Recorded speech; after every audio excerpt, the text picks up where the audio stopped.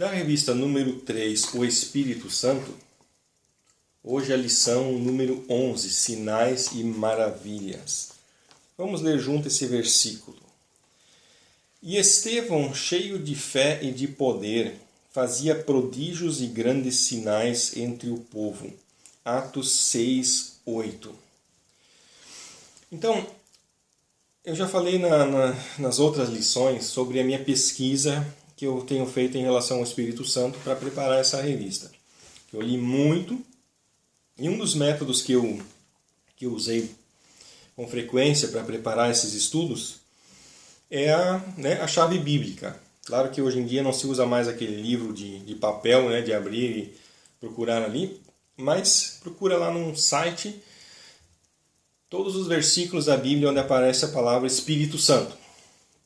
Então, a lista lá com todos os versículos que fala o Espírito Santo e começa a ler. Começa a ler e vai lendo todos os versículos onde é que aparece a palavra, seja Espírito, Espírito Santo, enfim, que falem sobre o Espírito Santo.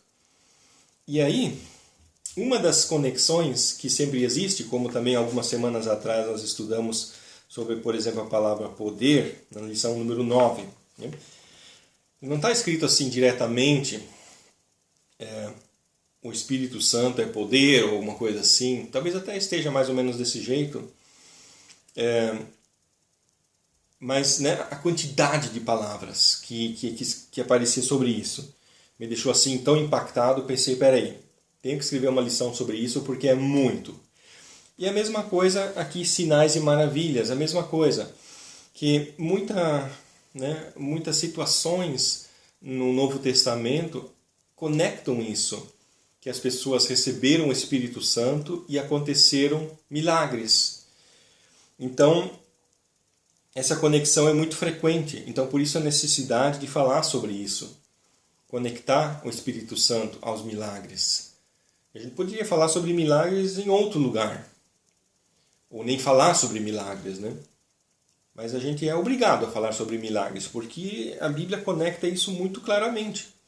Tem pessoas que acham que não existe milagres, Aí eu já tenho que fazer uns pontos de interrogação bem grandes. Logo eu vou falar sobre isso. Se milagres existem ou não existem. Porque já deu para perceber que eu sou a favor da ideia de que eles existem. Mas sinais e maravilhas, ou seja, milagres e coisas desse tipo, relacionados ao Espírito Santo. Quer dizer, uma vez que a gente busca o Espírito Santo, uma vez que a gente é cheio do Espírito Santo, a gente também vai começar a enxergar mais milagres, começar a ver milagres acontecendo. Então, falando aqui no primeiro título, milagres bíblicos. Então vamos falar sobre o assunto milagres. Milagres, será que eles existem? Será que eles não existem? Então quando um cristão, vem me falar que não acredita em milagres, aí, vamos dizer assim, eu acho isso muito, muito esquisito. Por quê? Porque a Bíblia, desde o início, desde o primeiro versículo até o último versículo, está cheia de milagres. Se alguém não acredita em milagres, então tinha que riscar tudo isso fora, tirar tudo isso fora, e aí o que sobraria? O que sobraria se tirasse os milagres? Por exemplo, a criação do universo por Deus. Deus criou um universo, quer dizer, enfim, as estrelas, os planetas e a Terra. Foi um milagre. Então, vamos tirar isso fora, Ok, e aí vai indo para frente. Por exemplo, a aparição de anjos. Toda vez que a Bíblia fala que um anjo apareceu para alguém, Abraão, Agar, Jacó, Gideão, etc. Vamos tirar fora todos esses. O que vai sobrar? Por exemplo, as 10 pragas que Deus mandou sobre o Egito. Vamos tirar isso fora, ou pragas que Deus mandou sobre outras pessoas. Datã, Geazi, Herodes, Ananias e Safira. Como Deus castigou as pessoas, como, por exemplo, até mesmo a construção da Arca de Noé por causa do dilúvio. Então o dilúvio também foi um tipo de milagre, quer dizer, foi algo estrondoso que Deus fez. Um sinal, uma maravilha negativa, quer dizer, uma maravilha feia, vamos dizer assim, do do ponto de vista humano, um castigo poderoso. Agora, por exemplo, profecias. Profecias também são milagres, quer dizer, porque se a gente pegar aqui, por exemplo, Gênesis 3,15, bem no início da Bíblia, profetizando a vinda do Filho de Deus, profetizando que viria um descendente da mulher que pisaria a cabeça da serpente, que é o diabo, que destruiria o diabo, mas que ao mesmo tempo sofreria e tal. Então, Gênesis 3,15, uma profecia, e uma profecia é um milagre. Né? Não é uma coisa natural, não foi Moisés que inventou isso quando escreveu o livro de Gênesis. Não, foi uma palavra que Deus disse, uma profecia que Deus deu, então é um milagre. Então, se cada profecia é um milagre, então pega lá livros inteiros da Bíblia, como Isaías, Jeremias, Apocalipse, né? Tem que riscar fora da Bíblia, se a gente não acredita. Curas, pessoas doentes foram curadas, como por exemplo Rebeca, que era estéril, Ana era estéril, Deus curou, fez ela ter filhos. Inclusive Rebeca com mais de 90 Sara com mais de 90 anos fez ter filhos, né? Ou então Elias, que não tinha o que comer, Deus mandou animais levarem comida para ele, né? O povo no deserto também não tinha o que comer, Deus mandou, né, o maná, milagre. Então são milagres em cima de milagres que estão escritos na Bíblia. Ou pega, por exemplo, proteção, como que o povo de Deus foi ameaçado e Deus foi lá, fez um milagre e impediu que o povo fosse destruído, como o caso de Esther, né? Que aquele homem queria destruir todo o povo judeu. Amã queria destruir todo o povo judeu e Esther orou e Deus usou ela para proteger que isso não acontecesse. E isso aconteceu muitas e muitas vezes em guerras, né? Onde que o povo de Israel foi atacado e o rei orou, né? E Deus protegeu e vice-versa. Onde que o povo estava sendo, né, no caso dos juízes, estava sendo atacado por vários povos vizinhos e Deus mandou um libertador, como o caso de Gideão. Gideão, com 300 homens, venceu os amonitas. Foi um milagre. Não foi Gideão que venceu por uma estratégia militar. Não, Deus colocou medo no coração dos amonitas e quando os 300 soldados quebraram os vasos e gritaram, né, os amonitas estavam com tanto medo que pegaram a espada e começaram a cada um bater em volta de si e se mataram uns aos outros. Tudo foi milagre, não é algo natural, não são coisas que se explicam pela natureza, pela relação normal das coisas. Então milagre seria, né, isso, seria quando alguma coisa assim fora do normal acontece, porque Deus mudou o correr dos acontecimentos. Então no Antigo Testamento está cheio desse tipo de coisa. Pensa em Elias ou em Eliseu, né, que curou, que fez muita coisa. Fez, por exemplo, Elias que orou e durante 3 anos e meio não choveu. Então também é um milagre, mesmo que é negativo, não choveu, mas, né, foi um grande milagre. Quando ele orou e caiu fogo do céu em cima do altar, um milagre. Então, né, a gente vai vendo que a Bíblia está cheia de milagres. A Bíblia, eu quase diria assim, é um livro de milagres. Sim, porque a Bíblia é um livro de fé. A Bíblia quer nos levar a crer em Deus, a confiar em Deus. Agora, se só tivessem escritos na Bíblia coisas normais, coisas não miraculosas, então como é que a Bíblia ia nos levar a crer em Deus? Né? Um livro que só conta coisas normais não leva a gente a crer em Deus. Quer dizer, a gente crê num Deus sobrenatural, um Deus poderoso, um Deus que age, um Deus que não é de carne e osso, mas que ele age sobre a natureza, de modo, né, inexplicável. Então, por isso que a Bíblia está cheia de milagres. O Novo Testamento, né, mesma coisa, continua. Jesus, não precisa nem falar, né? Quando pensa em milagres na Bíblia, já pensa em Jesus. Curava cegos, aleijados, expulsava demônios, alimentava milhares de pessoas com um pouquinho de pão e peixe, acalmou a tempestade, andou sobre a água, ressuscitava mortos, né? E a gente poderia dizer assim que a principal ocupação de Jesus foram seus milagres, né? Claro que ele teve uma outra ocupação bem importante, que foi ensinar, né? Ensinar. Mas, ao lado dessa também, os milagres, as curas de Jesus, que andava curando as pessoas por onde ele passava. E as curas de Jesus eram milagres, eram inexplicáveis. Ninguém conseguia dizer, não, Jesus curou tal pessoa porque usou um remédio, porque usou isso e aquilo. Não. Que ele curava pelo poder de Deus. Então, se a gente fosse tirar fora os milagres dos evangelhos, né, ficaria quase o quê? Não sobraria quase nada dos evangelhos. Então, se alguém diz que não acredita em milagres, então pode jogar a Bíblia fora, né?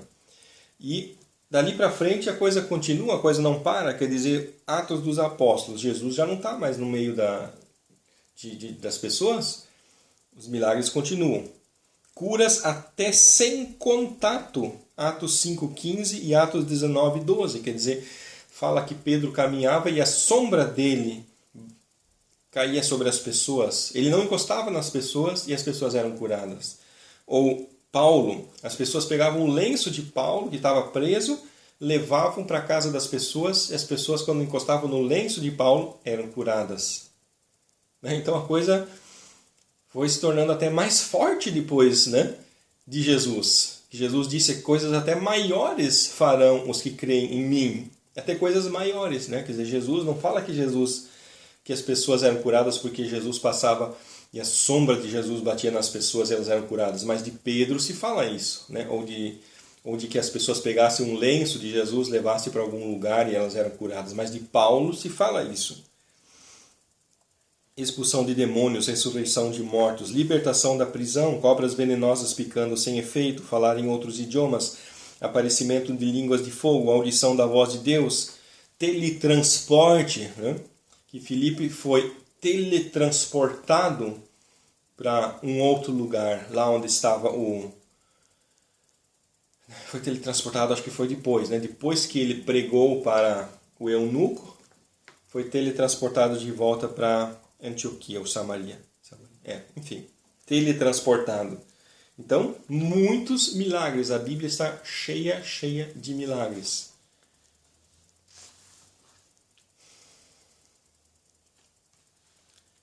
Então, ok, talvez tenha alguém que diga assim, então, mas eu acredito que os milagres daquele tempo aconteceram, mas hoje eles não acontecem, né? Talvez tenha pessoas que digam isso. Eu vou continuar argumentando nessa direção, de que eu vou tentar provar de que eles acontecem hoje. Como também eles aconteciam naquele tempo, né? Até porque se alguém diz, eu acredito que eles aconteceram naquele tempo, é quase a mesma coisa dizer que eu acredito que eles acontecem hoje. Por quê? Porque Deus não perdeu o poder. Aqui na Alemanha tem várias pessoas que falam isso. Não, pena que hoje não acontece mais milagres. Já escutei várias vezes, né? Pena que hoje não acontecem mais milagres, né? Aí, quando a gente escuta uma coisa assim, né, a gente tem vontade de pegar a pessoa e fazer aqui uma lista na frente dela de todos os milagres que a gente viu no último mês, né? Né? É que as pessoas, né, têm um problema. Por que na vida das pessoas elas não enxergam os milagres? Acontecem poucos milagres e os poucos que acontecem elas não enxergam. Elas não têm a capacidade, elas não têm os olhos abertos para ver o que está acontecendo.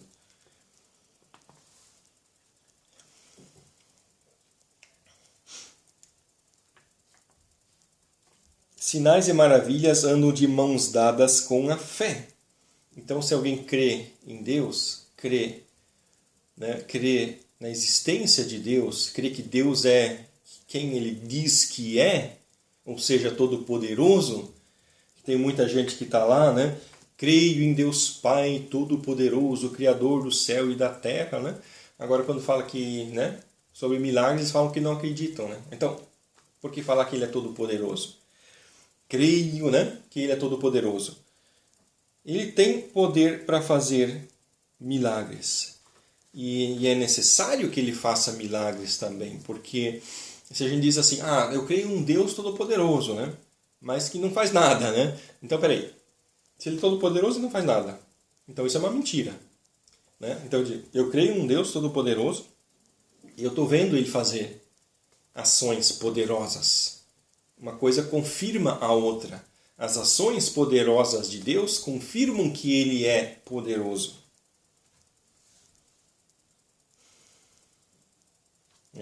Então, as promessas de Deus também está muito relacionado com isso. Porque crer em Deus, como aquele Senhor, que eu estava conversando antes, te contando antes sobre ele, que ele fala, eu creio em Deus. Aí eu perguntei para ele, mas você sabe que crer em alguém significa também crer naquilo que essa pessoa disse, tá certo? Então, se tu crê em Deus, tu também tem que crer no que Deus disse, ou seja, tem que crer na Bíblia. Se alguém diz que crê em Deus, mas não crê na Bíblia, então é uma incoerência. Então, se tu crê em Deus, também tem que crer na Bíblia. E voltando a esse assunto de sinais e maravilhas, porque na Bíblia Deus promete muitas coisas. Deus promete que vai nos proteger, Deus promete que vai nos dar a comida, Deus promete que vai nos libertar, Deus promete que vai nos curar, Deus promete que vai nos dar revelações, Deus promete muitas coisas. Então, se Ele promete, a gente pode orar e pode confiar que Ele vai cumprir essas promessas dEle. Por isso a palavra de Deus está relacionada com a gente ver milagres. A gente lê a Bíblia, lê lá, Deus prometeu isso, Deus prometeu aquilo, então a gente toma posse e a gente vai ver esses milagres acontecendo.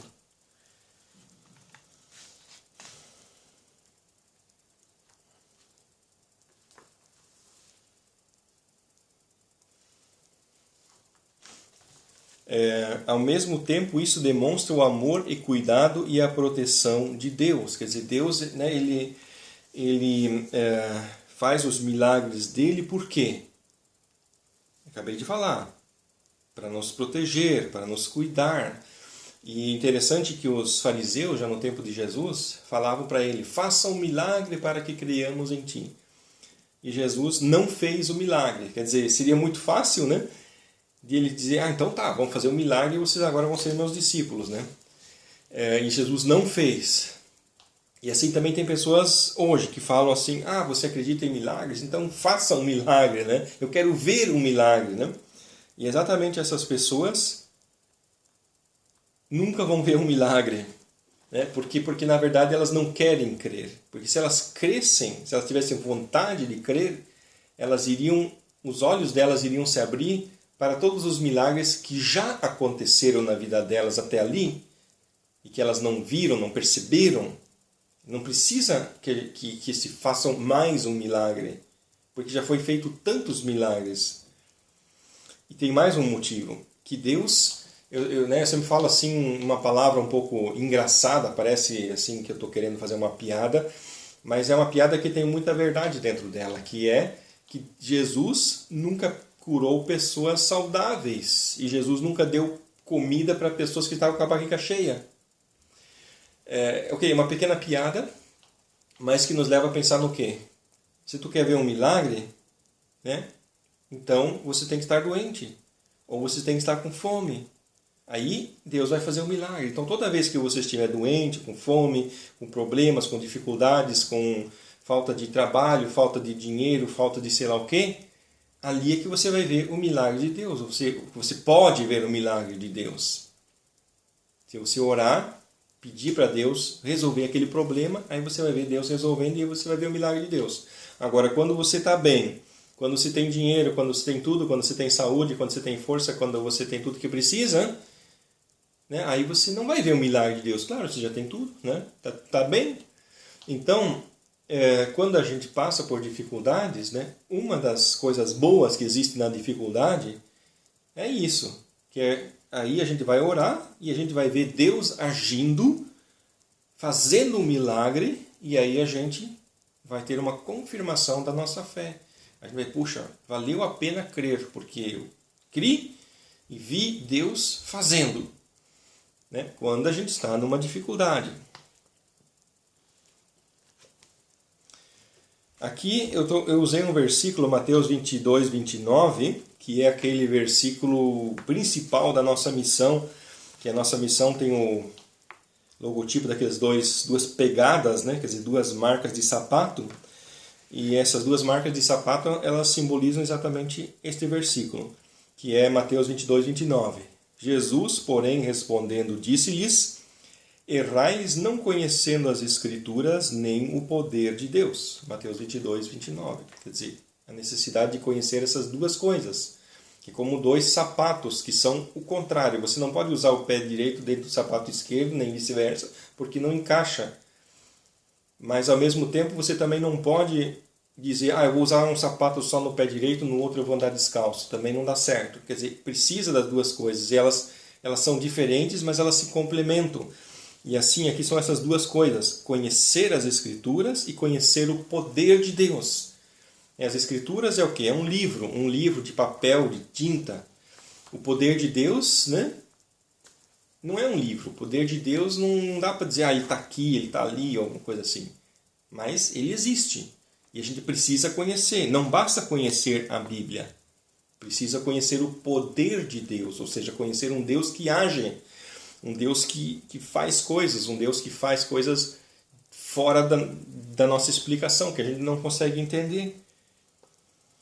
Errais não conhecendo as Escrituras nem o poder de Deus. Quer dizer, isso foi em parte uma ofensa aos fariseus, porque eles batiam no peito e diziam, né, que eles conheciam a Bíblia muito bem. Eles conheciam a Bíblia, mas por não conhecer o poder de Deus, acabavam também não conhecendo a Bíblia. Porque como eles não aceitavam o poder de Deus, a leitura bíblica que eles faziam era incompleta, era errônea, não tinha como funcionar. Porque só quando a gente entende o Deus que nós cremos, que é um Deus que age, um Deus que faz milagres, só quando a gente entende isso é que a gente também pode entender a Bíblia quando a gente lê ela. Então, uma coisa sem a outra não funciona. O poder de Deus é o fundamento da nossa fé. Paulo, em 1 Coríntios 2,5, ele fala, para que a vossa fé não se apoiasse em sabedoria dos homens, mas no poder de Deus. Então, a nossa fé tem que se apoiar no poder de Deus. Tem um outro versículo onde Paulo fala, né, que a minha pregação não veio em sabedoria de palavras, né? Ou tem um outro versículo que diz que o evangelho não se constitui de palavras, porque as pessoas, nem os fariseus, eles achavam que, né, a fé tinha a ver com palavras. Nós lemos a Bíblia, nós sabemos muita coisa de cor, um monte de textos bíblicos de cor, a gente ouve muitas pregações, a gente faz muitos estudos, lê muitos livros que estão cheios de palavras, né?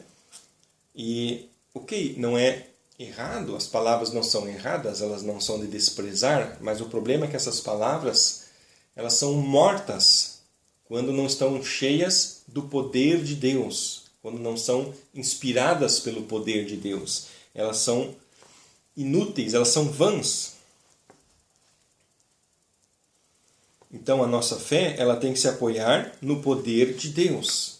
Ou seja, saber que Deus é um Deus que age, um Deus que faz coisas tremendas. E aí quando a gente crê nisso, a gente também vai ver essas coisas acontecendo.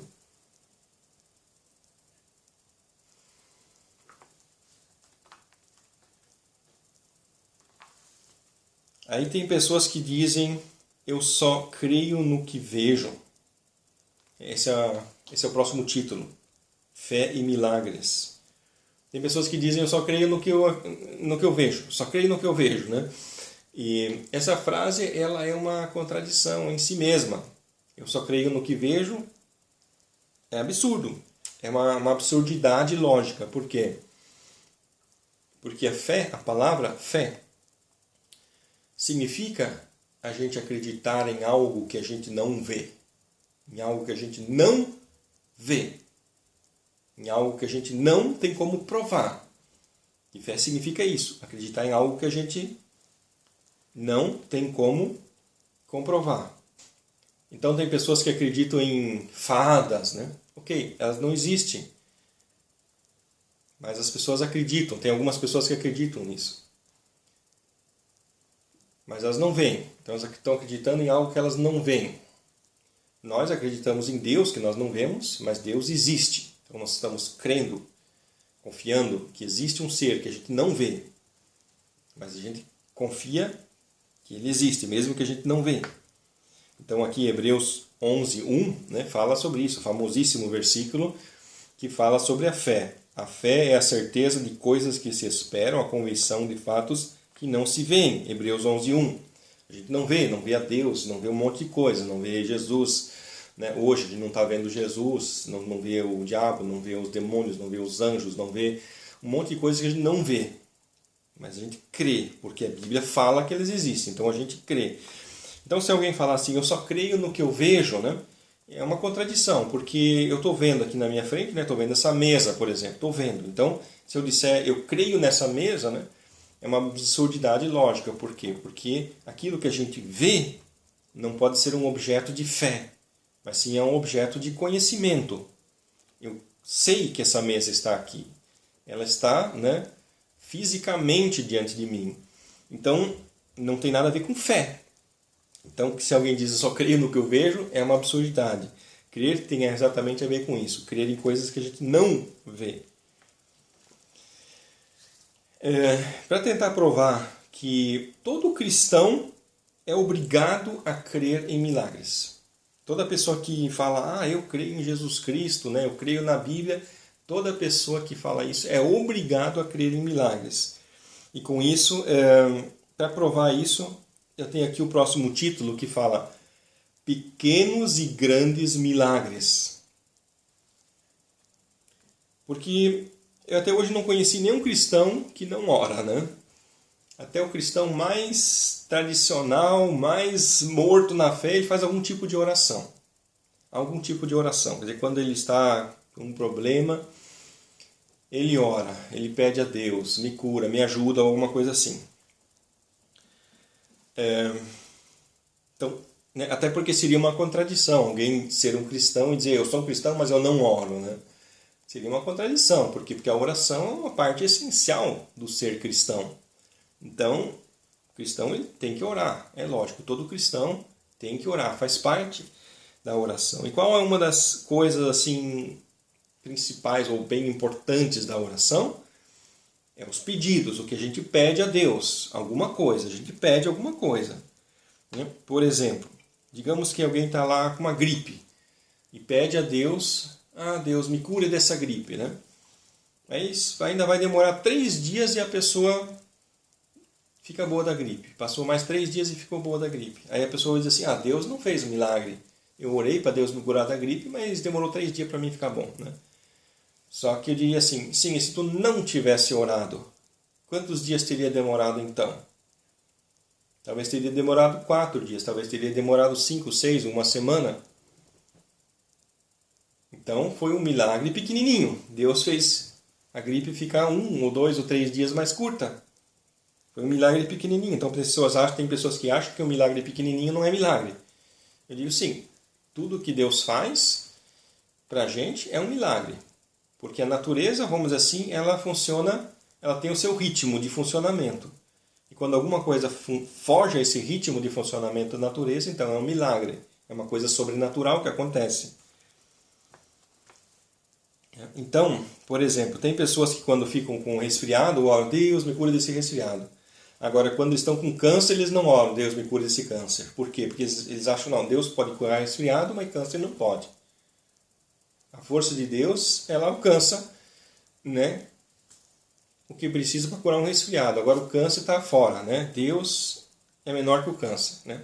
Assim tem pessoas que pensam. Então eu digo, peraí, se a pessoa ora a Deus para curar de um resfriado, né? Por que não ora a Deus para curar o câncer?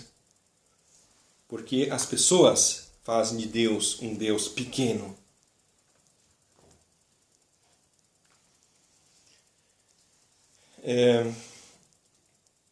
O que eu quero dizer com isso? Toda pessoa que ora está confessando com isso, pelo fato de orar, que crê em milagres.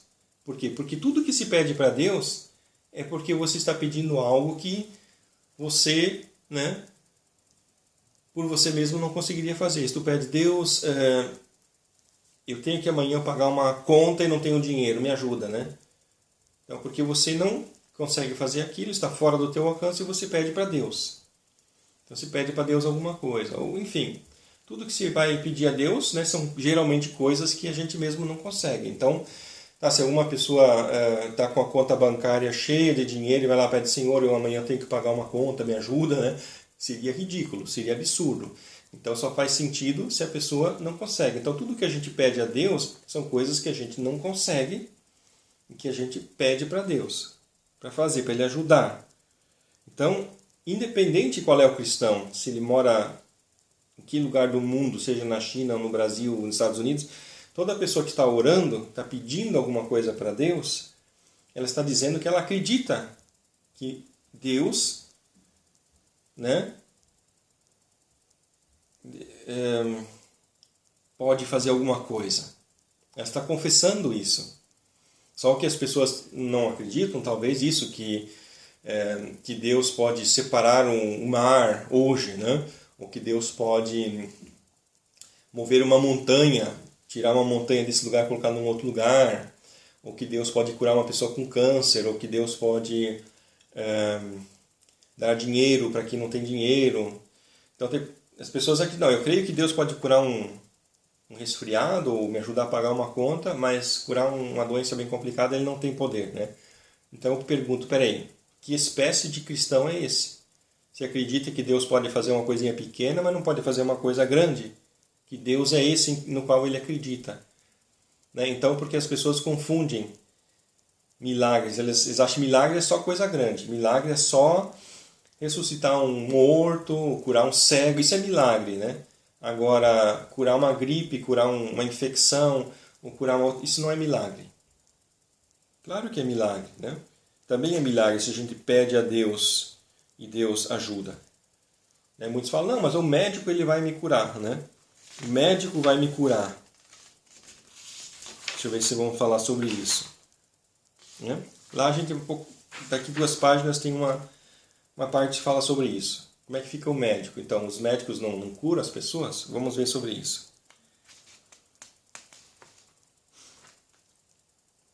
A inteligência. Um título bem importante. A inteligência. Porque, né, aqui eu poderia talvez gerar em alguma pessoa a impressão de que eu estou falando assim, vamos crer em Deus que faz milagres. Tu precisa de um copo de suco? Ora a Deus Ele vai te fazer um milagre. Tu precisa um pão? Ora a Deus vai fazer um milagre. Tu precisa passar numa prova na faculdade? Ora a Deus vai fazer um milagre. Não precisa nem estudar.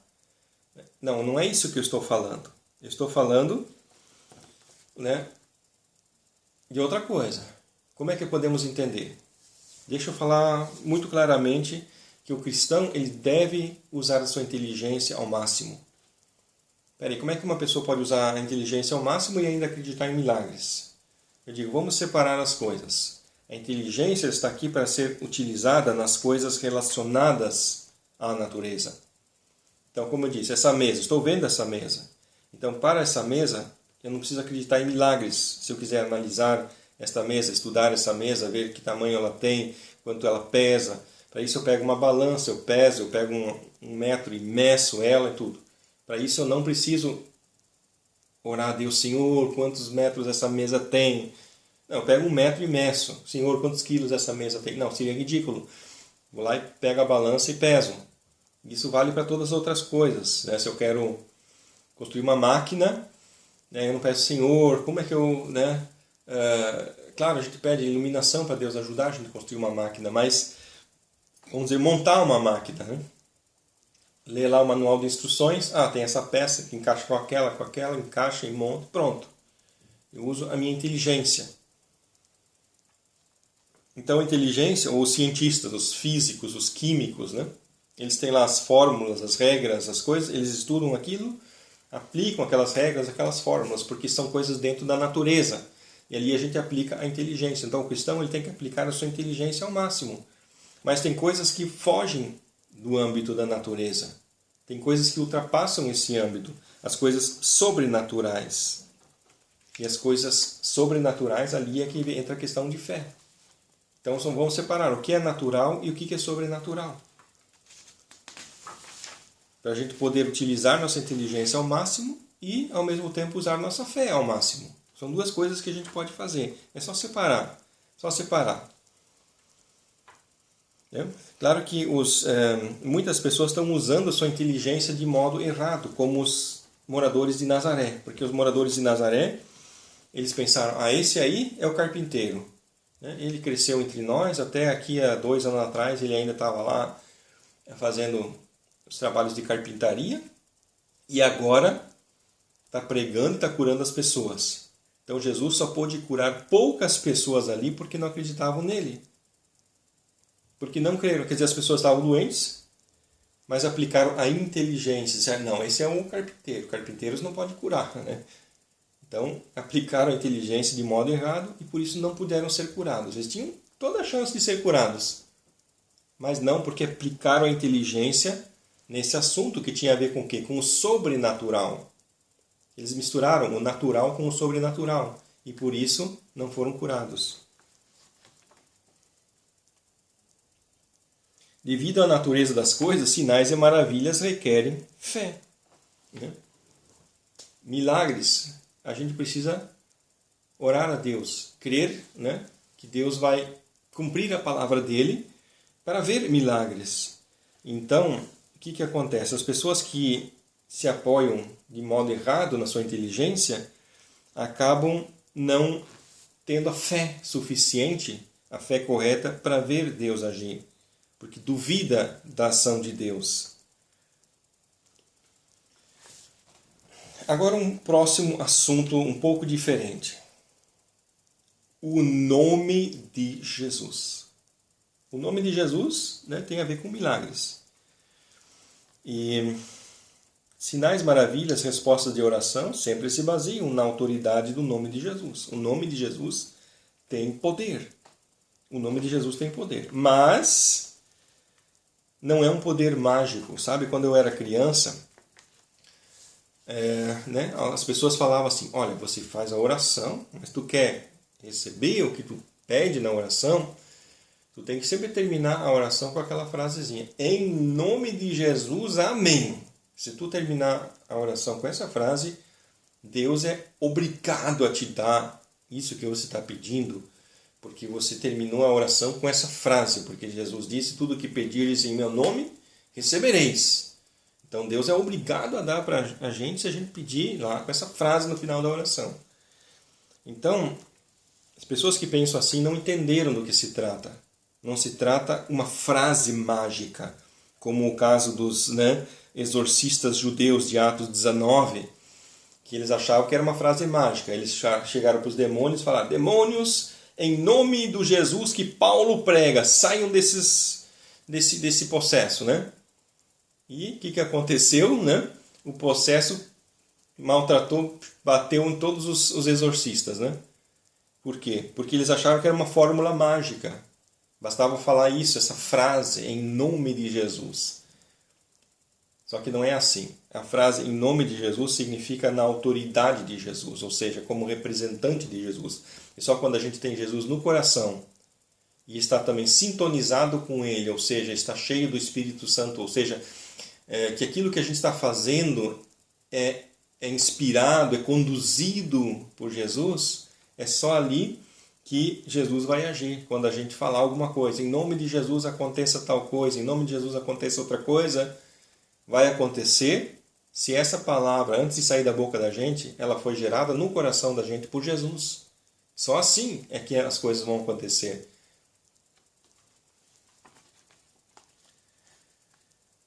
O próximo assunto. Algumas características importantes de milagres. Jesus não curou a todos. Está lá na Bíblia. Jesus não curou todos.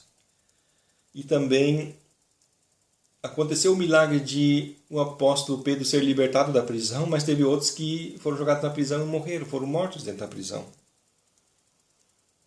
E também, muitas pessoas, quando a gente ora, pede para Deus curar, a gente ora hoje e às vezes demora 1, 2, 3 dias até a gente ser curado. Então, muitos se perguntam, peraí, por que isso acontece? Por que isso é assim? Por que Tiago foi jogado na prisão e morreu, sendo que Pedro foi jogado na prisão e foi libertado? E assim por diante. Porque uma coisa que a gente tem que se lembrar, Deus é Deus. Através do milagre ele mostra que ele é Deus. E quando ele não faz o milagre, com isso ele também está mostrando que é Deus. Deixa eu tentar explicar isso da seguinte forma. Se Deus sempre fizesse um milagre quando a gente pede, então com isso ele estaria mostrando que ele está a nosso serviço, ele seria nosso servo. Então por isso é que ele só faz os milagres, vamos dizer assim, na metade das vezes que a gente pede. Para ele mostrar que ele faz pela graça, ele faz porque quer, ele faz porque é cheio de bondade. Ele faz. E outra hora a gente pede e ele não faz, para mostrar que ele é Deus, que ele escolhe, que ele decide, é ele que decide se vai ou não vai fazer. A gente só pode pedir. Né? Por isso é importante, isso é uma característica dos milagres. Né? Logicamente, uma das características de milagres é que não podemos controlá-los. Né? Se a gente pudesse dizer, daqui 5 minutos vai acontecer um milagre, né?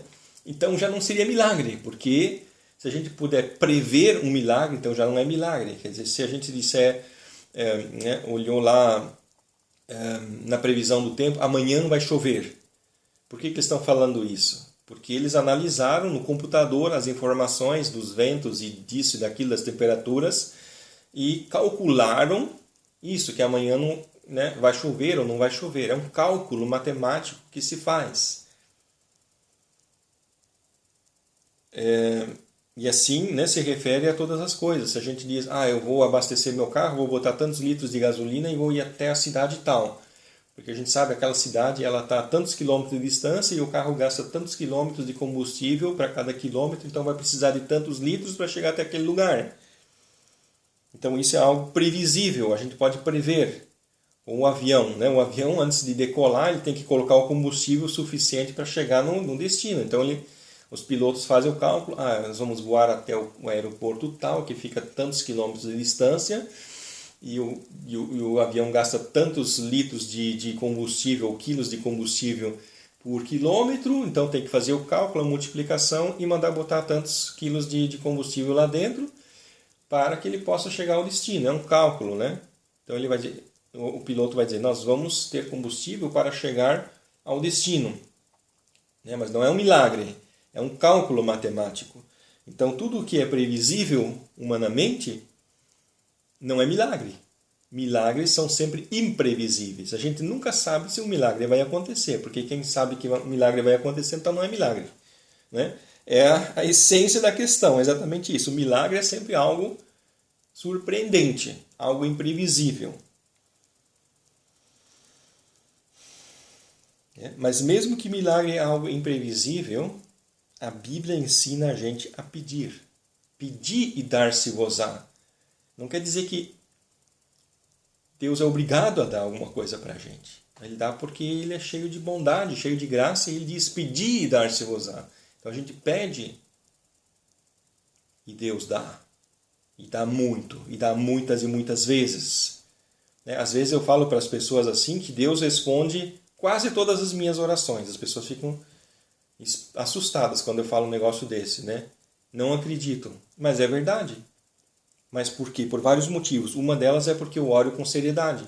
Cada oração que eu faço, eu registro na minha cabeça. Eu pedi tal coisa. Então eu vejo Deus respondendo. A maioria das pessoas pede uma coisa hoje, já esqueceu o que pediu, depois recebe, já nem lembra que tinha pedido, e por isso nem sabe que Deus respondeu. Eu não. Quando eu peço e memorizo o que eu pedi. Depois, mais tarde, eu vejo que eu recebi a resposta. Então por isso que eu posso dizer... E cada vez que eu oro, eu penso bem no que eu vou orar. Eu penso, será que isso aqui é de Deus pedir tal coisa? Tal pedido, ele, vamos dizer assim, sintoniza, harmoniza com o Espírito de Deus, com o ser de Deus, com a vontade de Deus. Né? Jesus, ele faria essa oração. Né? Só depois de eu pensar tudo isso é que eu vou pedir alguma coisa para Deus. E aí também a chance de receber é muito maior.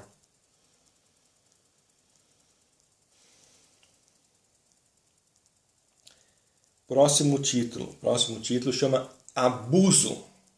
Abuso de milagres. Né? Sim, por quê? Porque os milagres, como eu estava falando antes, eles foram feitos para quê? Para ajudar as pessoas em dificuldades. Quando alguém está com fome, quando alguém está doente, aí pede a Deus ou Jesus, né? ia lá e curava o doente, o cego, né? Curava, por causa que a pessoa estava em dificuldade. Aí vinham os fariseus e diziam, faça um milagre, né? E Jesus não fazia. Por quê? Porque ele fazer um milagre nessa hora seria um abuso de poder. Estaria fazendo algo para se aparecer. Isso seria um abuso do que significa o poder para fazer milagres. E exatamente ali estava a tentação que o diabo fez com Jesus, né? Se tu és filho de Deus, faça que essas pedras virem pães. Então seria um abuso de autoridade, ou lança-te do alto do templo ao chão, se és filho de Deus. Então Jesus estaria abusando do seu poder, fazendo esses milagres.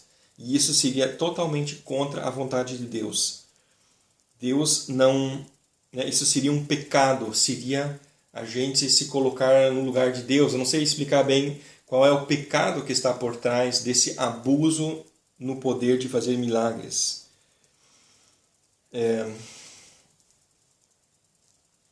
Os milagres não estão à disposição como demonstração de poder aos incrédulos. O próximo subtítulo também é bem importante. Devemos reconhecer os milagres. Devemos contar testemunhos quando a gente recebe um milagre. Por isso eu também sempre conto milagres que a gente experimenta. E muitos ficam lá, oh, que maravilha, vocês recebem tantos milagres. Porque a gente conta. A gente percebeu que é importante contar, porque isso ajuda a fé das pessoas. Quando eu leio na Bíblia os milagres que Deus fez, isso aumenta a minha fé. Então, quando eu conto para as pessoas os milagres que Deus fez na nossa vida, aumenta a fé das pessoas. A gente fica grato a Deus, a gente fica agradecido a Deus, poxa, que bom, obrigado que tu fizeste isto, né? Então tem vários motivos para a gente reconhecer os milagres. Como eu disse antes, anotar, né? Quando se faz uma oração, o bom é anotar num papel, ter uma folha de papel onde se anota o pedido de oração do lado esquerdo, aí escrever lá a data e daí escrever numa próxima coluna a data quando a gente recebeu aquilo. Então teve um senhor, George Müller, que fez isso no caderno, sempre anotava o dia que ele pediu, o que foi que ele pediu e o dia que ele recebeu o pedido. Então no final da vida dele ele tinha tantos cadernos cheios com isso que ele somou ali e viu que tinha recebido mais de 50.000 respostas de oração, pelo que eu estou lembrado. Pode ser que eu esteja errado, mas eu acho que era isso mesmo.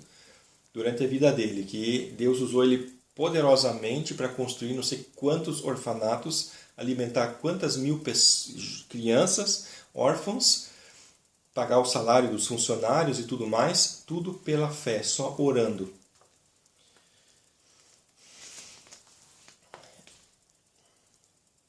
Então, por isso, né, a importância da gente anotar os milagres, anotar pelo menos em pensamento.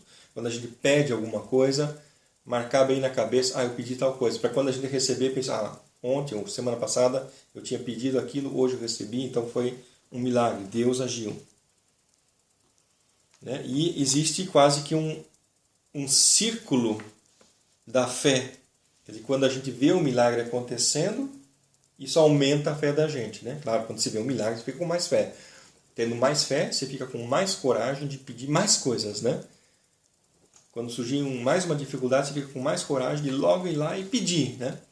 E aí você vê de novo. Então aquilo vai crescendo, né? Vai crescendo sempre mais. Os milagres podem ser usados para que a nossa fé vai se aumentando cada vez mais. Aleluia, glória a Deus. Então, agora cheguei nesse título, próximo título. Milagres e medicina.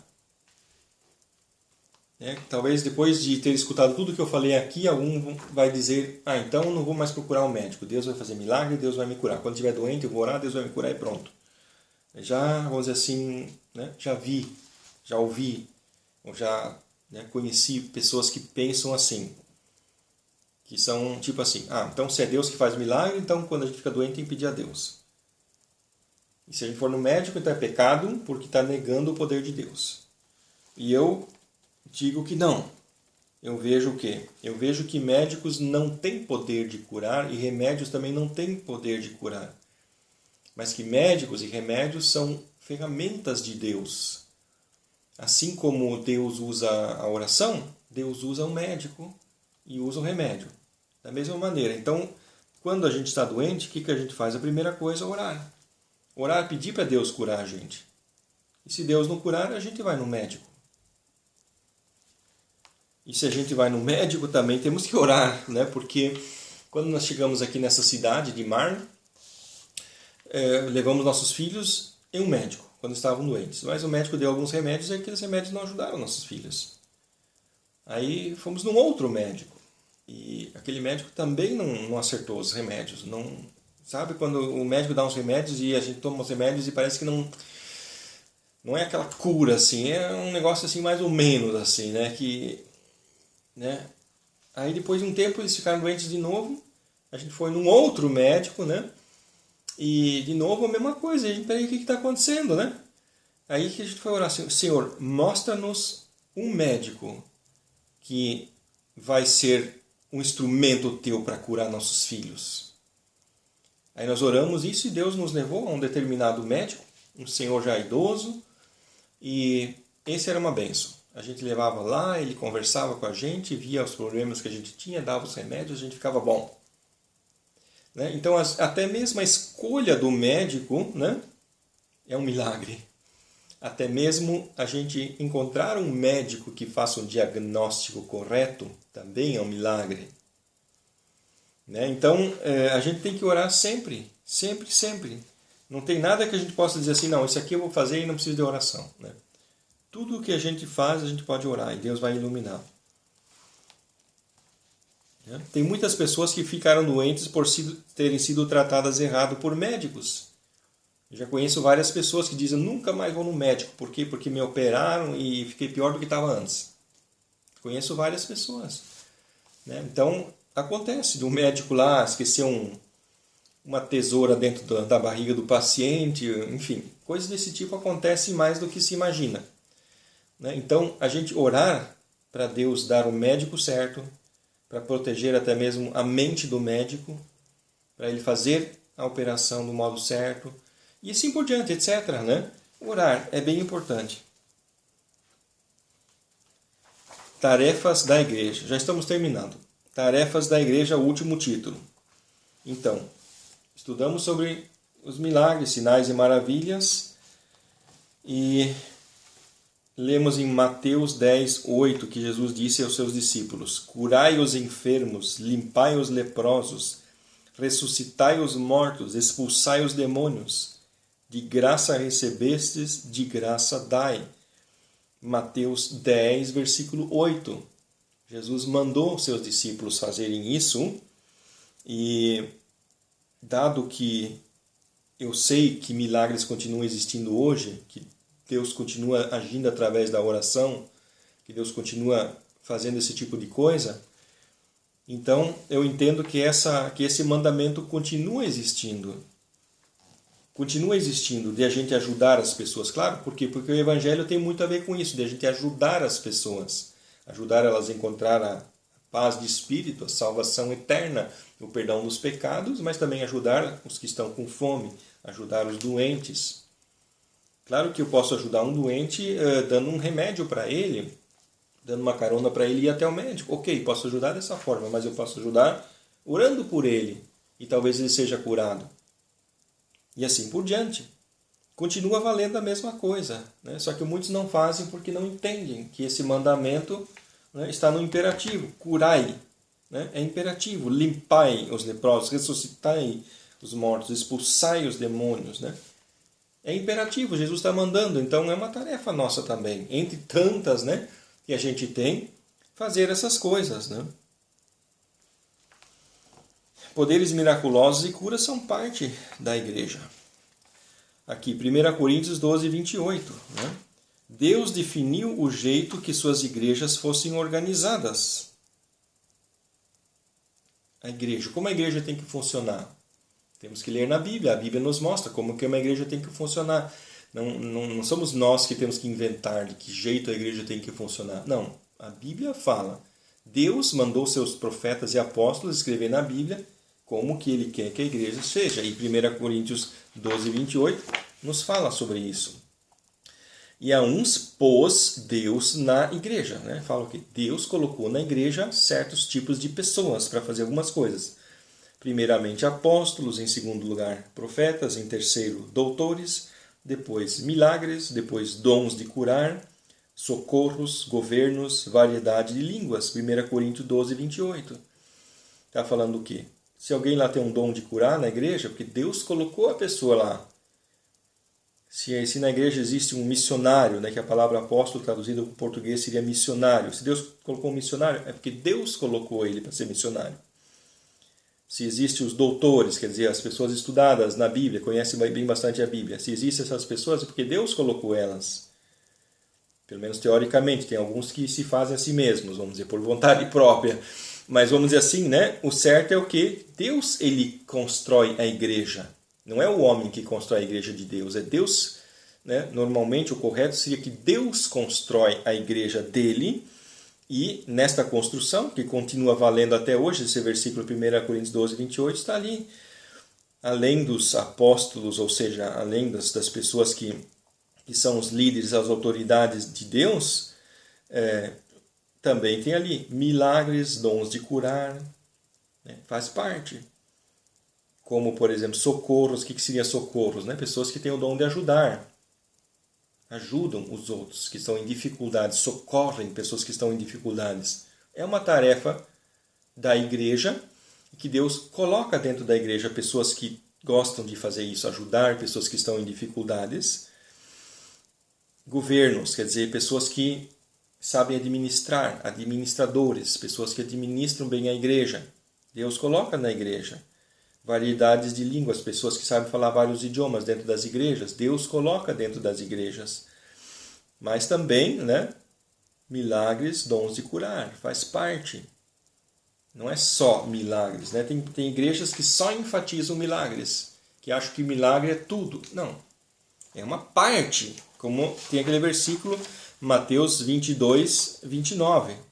Errais não conhecendo as Escrituras nem o poder de Deus. Então temos que conhecer bem a Bíblia e conhecer o poder de Deus. Então o milagre é uma parte. Ele deve acontecer. Ele não deve, né? A gente não deve dizer, não, vamos parar de estudar a Bíblia, por quê? Porque nós acreditamos em milagre. Nós não estudamos a Bíblia, né? Seria errado, absurdamente errado. Assim como tem outros que fazem o contrário, né? Que né, como há uns tempos atrás escutei uma conversa entre uma senhora que tinha se convertido e um senhor bem tradicional, de uma igreja bem tradicional. Então aquela senhora falando, olha, eu recebi o Espírito Santo, né? Aí a resposta daquele senhor da igreja tradicional foi, eu prefiro ficar com a Bíblia. Né? Quer dizer, na mente dele era uma alternativa. Ou a gente crê no Espírito Santo, ou estuda a Bíblia. Quer dizer, o Espírito Santo é para pessoas que não leem a Bíblia. Quem lê a Bíblia não precisa do Espírito Santo. Na cabeça dele era assim. Né? Mas é um erro. É um erro. A Bíblia não diz você tem que escolher o que você quer. Estudar a Bíblia ou receber o Espírito Santo. Não são excludentes. Pelo contrário, são coisas que andam juntas. Né? E se alguém ainda continua duvidando de milagres, que Deus, né, que não existe mais milagres, então eu digo assim, a Bíblia nos convida a crermos naquele Deus que continua sendo um Deus de amor e proteção que liberta e faz milagres. Quer dizer, Deus parou de amar? Sim, se Deus no tempo de Jesus fazia milagres curando os doentes, por quê? Porque amava os doentes. Né? Deus se compadecia das pessoas doentes e por isso Jesus curava os doentes. Agora, hoje Deus não se compadece dos doentes? Deus mudou? Deus agora esqueceu de amar? Não ama mais? Não, ele continua amando. Então também seria absurdo dizer que ele não cura mais os doentes. Né? Então é lógico, Deus é o mesmo Deus. Então por isso ele continua fazendo as mesmas coisas. Eu vou ler aqui ainda as duas perguntas que nós vamos logo estudar. As tarefas. Temos o hábito de anotarmos ou memorizarmos nossos pedidos de oração? Então essa foi a pergunta número 1. Agora a pergunta número 2. Debater. Todas as curas vêm de Deus. Vamos analisar essa afirmação. Tá certo? Aleluia. Amém.